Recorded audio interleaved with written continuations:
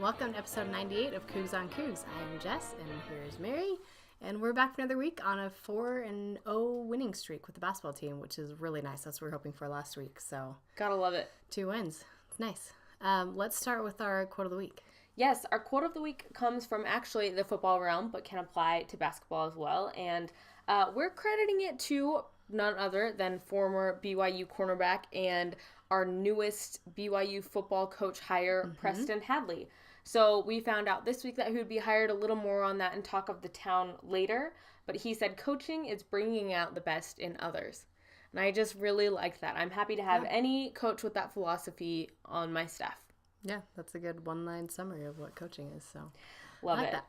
Okay, so let's get right into our first segment, which is going to be Cougs and contests. And we've kind of been teasing this for a couple weeks. Yeah, we have not done a giveaway for a long time. I think our last one was the one we did with Wendy, and that giveaway was awesome. That was this one will be equally as awesome. So like we said, it is for our 100th episode, and I'll let Jess kind of describe what we're looking for here. I know, it's nuts. It's a lot. So what we want you to do is to actually make a video for us, and it just needs to be short, 30 seconds or less. Yeah. You can email it to us, and all you need to do is tell us something that you love about Cougs and on Cougs. Tell us, your favorite segment or something that you like about our segment. Suggest a segment for us. Give us your coaching from the couch input. Sure. Whatever. I don't think our rules could be looser. We just want a little video that we can include in our show. 100th episode. Yeah, we want you to get creative, although I think that we will be drawing the winner randomly. Yeah, so while we encourage creativity, don't be discouraged from entering if you think that all you can do is film yourself on your phone. If all you can do is film yourself on your phone, please enter the contest. We just want to celebrate with you guys. And make sure if you do it on your phone, film it horizontally for us. Please. Thank you. Please. But yeah, send it in to us by Wednesday, January 31st. So you've got just about 10 days to get those in. And then if you're on Twitter and Facebook, make sure you like us and are following us on If Twitter. not, you can still enter. We're not, but do those things if you are on social media. And yeah, about the prize pack, we have a lot of really cool stuff that's going to be involved here. Yeah, we might have used some of our connections to get some pretty nice donations for this giveaway. So we'll probably go over that more next week. Yes, but there is some signed stuff for sure. We have some signed photos from the basketball team. Like shirts. Yeah. We've got another one of those signed Kalani Sitake cups. So there's going to be a lot of good stuff in there. Random stuff, but good stuff. Yes. So you will want to win, trust me. Totally. Okay, so 30 seconds or less, pretty much anything pertaining to Cougs on Cougs, just giving us a shout out for our 100th episode by January 31st. If you have any questions, tweet us, email us, let us know. By the way, our email is cougsonCougs@gmail.com if you want to send those in, and we'll remind you again next week. Okay, as we mentioned, we're coming off of 2 wins last week. So the first one was against LMU Thursday night, and we defeated them 82-67. And then San Diego came to town on Saturday, and we defeated them 74-58. So 2 wins in a row, pretty nice. Awesome. But we're still going to do coaching from the couch. There's still a couple things that could have gone better. So Coach Blanchard, for you, what went wrong in either of those 2 games? Yes, we are having to get more nitpicky every week, which I am a big fan of. I hope just by the end of the season, we just don't do what went wrong. It'll be the opposite of football season where we stopped doing what went right. Instead, we'll stop doing what went wrong. Anyway, knock on wood. The only thing that I could really come up with when I thought about it was especially in the San Diego game, we had this 9-point lead, had a good first half. We came back from halftime. We did not score for at least 3 minutes. I think it might have been a little longer, and San Diego did score. So I know we talked about closing out at the halves, but it was kind of a different problem where we came out after halftime and we didn't have much life in us. The problem was remedied. They were like looked more like the team we thought they would look like. So brought it back and tied it. Not great. We were able to pull it out. Everything was fine. But I did notice the same thing happened kind of in the middle of the second half with LMU, where the game kind of just lost its rhythm. That one I kind of credit a little bit more to refs and whistles, and it's kind of hard to play through when you're getting stopped so many times and the score starts to get lopsided. But I just want to see that momentum carry through. It's good to be a first half team, but it's better to be a second half team. It's better to be a both half team. Right. But Best we want to close out. So hoping that we whatever that sluggish period is after halftime goes away. Coach Tyler, what do you think? Mine, going along with that one, I guess mine goes back to free throws again, which I know we talked about last week too. But especially in San Diego game, that there were some early free throws that I was like, I really hope that doesn't come back to haunt us later. Unfortunately, Yoli missed two. No, Yoli missed 5. I think it was 3 of 8. And then... so he missed 6 last week, 5 this week. Yeah, 5 against San Diego. I think he only missed 2 against LMU. That's good. And then, surprisingly, TJ Haws missed both of his free throws against San Diego. That is surprising. So I was sitting behind his mom and grandma during the San Diego game. And they didn't have, much reaction. They're pretty cool and calm level-headed. Except for when he missed his free throws. It was kind of funny. I was like, that is such a... So they didn't cheer for him, but they did get mad at him when he missed his free throws. They clap and stuff. Right. But you could tell when he missed free throws, they were both like, oh. Okay, there you go. It's not even just us. But you do have Elijah Bryant, who's made all of his free throws. Zach Stelius made all of his free throws against San Diego. Yeah, so he's above 90% free throw shooting now, which is great. As we're moving into what's right, we should mention for Elijah that he is part of the, what do they call it now? The infamous, what are the numbers? 50, 40, 90. 50, 40, 90. I think he's actually that's what it is. 50, 45, 90 or something like that. He's higher than the Cool Club. Yeah, he's amazing. So it's, what is it, 50 from the field, 40 from 3, and 90 from the line. That is an elite club that he certainly deserves to be a part of. Yes, he does. Okay, that's my favorite kind of what went wrong, one that transitions into what went right. So, Coach Tyler, what did go right for you, aside from the amazing Elijah Bryant? The thing that struck me for what went right was just looking at the box scores afterwards and how balanced everything was. Not just the scoring, in addition to that, rebounds, assists, steals, and blocks. So if you look at the LMU game on Thursday night, so you've got everybody has rebounds.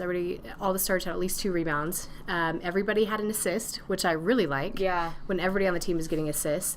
And then in the steals and block category, everyone either had steals or blocks. Coach Rory must love that. Yeah, so I really like that too. And then you've got 4 starters in double digits. Both nights, right? Yep, with Zach Stelius at 7 on that game. Then if you look at San Diego, same thing, 4 starters in double digits. Stelius with 4, but then same thing, rebounds. You've got pretty balanced rebounding. Everybody except for Jashir that night had an assist. Same thing with steals and blocks except for Elijah that night. So it's like everybody is contributing. It's not like you're relying heavily on the starters just for scoring or anything like that. The guys that have stepped up are stepping up in scoring, but also in assisting, steals, rebounds. I mean, I just like looking across there and seeing, for the most part, a number in each one of those categories for all the starters. Oh, totally. I mean, that's the goal. You don't want to rely too heavily on one guy, and when you're sharing the stats like this, it's really nice. So, actually, that's basically mine, too. I just saw this tweet from Lance Archibald, and I couldn't believe that. So he said, if you would have told me a few weeks ago that Yoli and Elijah would combine to go 9 for 27 from the field versus San Diego, I would have thought that BYU was losing that game. But BYU had 4 players score in double figures for the 3rd straight game. So not only did it happen in the 2 games last week, it happened in the game on the week prior. So 3 straight games, 4 starters in double digits, which just adds to the balance theme. And, this used to be one of our what went wrongs because it was kind of feeling like it was the Elijah show, which we love, but we love this more to see everyone. Jashir having a career night. He had a great night, too. TJ, obviously, we have to mention TJ. And I think TJ won it for us on Saturday. Yeah, for sure. And I think even Zach Stelius is maybe not scoring as much, but he's doing a lot of good things. And if you watch him defensively... Yeah, defensively he's great. I think he's probably the best on the team at getting those entry passes into Yoli or to Luke down low. I also wanted to give a huge shout out to the defense. And I know defense has been in our What Went Right pretty much every week, and it wasn't technically one of ours, but we're still shouting out because they had... Well, San Diego had 16 turnovers to BYU 6, and I don't know how many of those are forced, but I would say 90%. Most of them, yeah, for sure. And I think that goes back to the kills as well that we're getting. My dad and I were kind of keeping track of those during the game, and I think against San Diego we had 5 kills, and you had multiple times where you got to 2. And then maybe score or whatever. But I think that's going to be a huge thing going into St. Mary's, is not just getting the kills, but scoring off of them, too. Totally. That's how you beat a team that's that good. We did just want to share this tweet from Tyler and thought this was the best place to do it. Great. Just so cute. He just tweeted out Teach, a couple exclamation points there. Just fun to see Tyler supporting him from Canada, eh? So here's to hoping this team's success continues. Big chance coming this week. Huge game on Thursday. The talk of the town this week, around Provo, among BYU fans, largely has to do with the fact that we were playing St. Mary's at St. Mary's on Thursday night. That's the word on the street. So we had to share this tweet from Slipper Still Fits. I love them. On Twitter. They said, apparently Gonzaga is the best team in the planet. St. Mary's goes from unranked to number 16 after their win in Spokane. So, yeah, St. Mary's went up to Spokane over the weekend and beat Gonzaga at their home court like it's hard. And then, by the way, they barely beat Pacific. I watched the last few minutes of that game, but I think Slipper Still Fits is onto something here. Gonzaga must be very, very highly regarded. Oh, I think you're going from nothing to 16. It's not like they were in the national championship last year or something. So They were. Yeah, so that's fair. But yeah, St. Mary's should have been ranked to begin with. I think we all know that. Totally. But so that means we're playing number 16 on Thursday. Huge opportunity for us. I like going into conference opponents when they're ranked high. And hey, so do most BYU teams. Speaking of the basketball team, so a name that we didn't talk about actually in Coaching from the Couch, but Luke Worthington. Gregor Bell tweeted Dave Rose called Luke Worthington a game changer tonight. He just had 2 points and 2 rebounds, but he also had 2 steals, assisted on a score, and was a solid defensive presence in the post. So that's what Coach Rose has to say. We completely agree. But our favorite part about this was that Tom Homo quote tweeted it and said, "That's Captain Luke Worthington." All caps, Captain. We just love drawing attention to the fact that we are not the only ones who care about captains. I love that he tweeted this. I saw it and it made me so happy. Captain Luke Worthington to all of you. Yes, please refer to him as that. That's right. I want to share this tweet from Archie Wright. I'm pretty sure this is Isaiah Wright's dad. You'd think. Yeah, you'd imagine. But this is Rylan Ferguson, Colby Lee, and Zeke. Isaiah Wright. And they all are from Boise. So I want to share this tweet just for me mostly. But yeah, so Rylan and Isaiah both played at Bora, and then Colby Lee is coming in from Mountain View High School. So that's fun. Sorry, Rocky Mountain, not Mountain View. Yeah, Rocky Mountain. So I just thought it was fun. They're all buddies, that Boise connection. Isaiah Wright was a Utah transfer. He went to Utah for a couple years and then now is playing at San Diego. We have to give a shout out to the Bench Mob, as they are calling themselves. This is our tweet, just a couple of the screenshots from BYU Cougars Instagram stories. I love going through after the games and watching BYU Cougars Instagram stories and reliving it. They take such nice pictures. And I love Peyton leading these 3-point celebrations. There is no one like Peyton. He's a star on the court and off the court, and we just love him. And like we said in our tweet, hoping for a lot more of those celebrations this week. And, of course, BYU basketball is getting into the meme game. We love this. Along with the players. So this tweet of Yoli Child's caption, "When Mom says there's no more pizza rolls," which is a classic, of course. But that's a great face, Yoli. Yes. Please keep these memes going all season. If we can't have lip sync videos, let us have memes. Yes. Amen. Okay, moving on to football news. This cracks me up, and I know both Jess and I feel the same exact way about this, but we figured we'd share it. BYU and North Carolina State University, the Wolfpack, out of the ACC, have agreed to a home-and-home football series for 2024 and 2030. That's right, 2030. I really liked Vanquish the Foe's article where they said that we might be able to drive our flying cars to the one in 2030.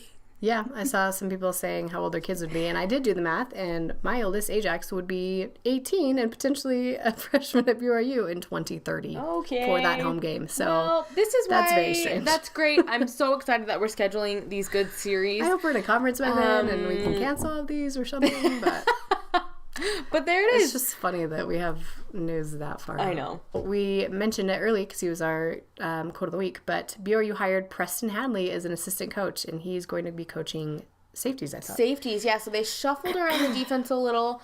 So Steve Kafusi is stepping down. Thank you to Steve Kafusi. He did a great job for many, many years. Preston will be doing safeties. Ed Lamb was doing that before, and now Ed Lamb is going to be doing linebackers. And is that all I'm missing? I know Kalani is going to take a little bit bigger of a role also. And I think that's the main changes. Finally, our last thing in Talk of the Town comes from Kyle Van Noy. I feel like we always have mixed feelings about this, but the Patriots are headed back to the Super Bowl. Won it last year in crazy fashion. Kyle Van Noy got a ring, and they are headed back. So I wanted to share this tweet from Kyle Van Noy, and if nothing else, we are always cheering for him and would like to congratulate him on his return trip. You know who I bet doesn't have mixed feelings? Tanner Mangum. Tom Brady's biggest fan. So, that's it for Talk of the Town. Oh, yep, that's it for Talk of the Town. What do we have coming up next? BYU basketball with Dave Rose tonight, 6 p.m. on BYU TV, 6 p.m. Mountain. And the player guest is Dalton Nixon, which we didn't even mention how great it is to have Dalton back. My goodness, lost in the... how dare we? But yeah, it was great to have him back in there. I love how he rebounds. It's my favorite thing. So I closes out on every defensive possession, never gives up a second early. We're so excited to have him back. And I think that, as he gets back into it, it'll only get better, and he'll be that asset he was at the beginning of the season. Yeah. Also, I heard rumors via Jerem Jordan's Twitter account that there will be food at the Rose Show. That is there are way more seats now that it's in Studio C. Way easier to hear. Yeah. I went when it was Yoli Childs, and it's way better experience because you can see and hear everything opposed to when it was like in Mallory's or whatever. So go. Free food. Welcome Dalton Nixon back. There you go. As for our games this week, our first one is on Thursday. Oh my gosh. Against number 16 St. Mary's. This one is at Moraga. I already wanted revenge for that overtime loss that they handed us at the Marriott Center, but now it's just like I want it so much more. So anyway, that's Thursday, 9 p.m. Mountain Standard Time. It's a late one, but I think our adrenaline will probably keep us all up, and that one is on ESPN2. And then Saturday, we are playing against Pacific. 2 big games this week. Yeah, so yay, Pacific. This one will be at home Saturday. Pacific, who almost beat St. Mary's. Oh my gosh, I don't want them. St. Mary's in their close games. That's why they're so good, but it's annoying. Yeah. So, yeah. Excited to watch that one, too. Hopefully we'll come away with 2 big wins. Yep. That would be nice. Yep, that one. Did you say that one's Saturday? Saturday, 7 p.m. Mountain on BYU TV. And that one's at the Marriott Center, so show up, wear white, be loud. And we did want to mention, we have been planning our watch party, and we mentioned it a few weeks back, but it's coming up. I don't know how January has just disappeared all of a sudden. So in just a couple weeks, BYU will play Gonzaga on February 3rd. So we are going to host a watch party. That's going to be the games at 8 Mountain Standard Time. Come to Jess's, bring a treat. This is ladies only. Sorry, not sorry, dudes. Men. But thanks for watching still. Yeah, come over. It'll be my house. I'll message people details if you are interested in coming. Let me know. Yeah, we'll put out a tweet and... Yeah, we'll have food. We'll watch the game, hang out. It'll be a great time. I have a projector screen, by the way. Yeah, she does. It's a good place to watch a game. Yeah. Okay, as for our sponsors this week, we had to go with Maverick and Goose. This is Maverick Buffo, former BYU baseball player, current Toronto Blue Jays organization member, but this is him and his dog Goose. So Maverick and Goose, which is just like classic combo. So we just love it. Sponsor 1. And of course, sponsor 2 is Io and Teo. I don't even know. I'm not hip enough. Yeah, I'm not hip enough to know this. But they're the 2 that produced the song Rolex that Cosmo did his famous viral dance to. And they're going to be performing at the halftime of the Pacific game on Saturday in the Marriott Center. So that doesn't happen very often. Like, that's pretty cool. If you weren't already coming for the game, I'm sure Cosmo will be dancing. Come for the halftime entertainment, right? Yeah, it'll be good times. May you always stay loyal to the white and blue. For Jess, I'm Mary. We'll see you next week.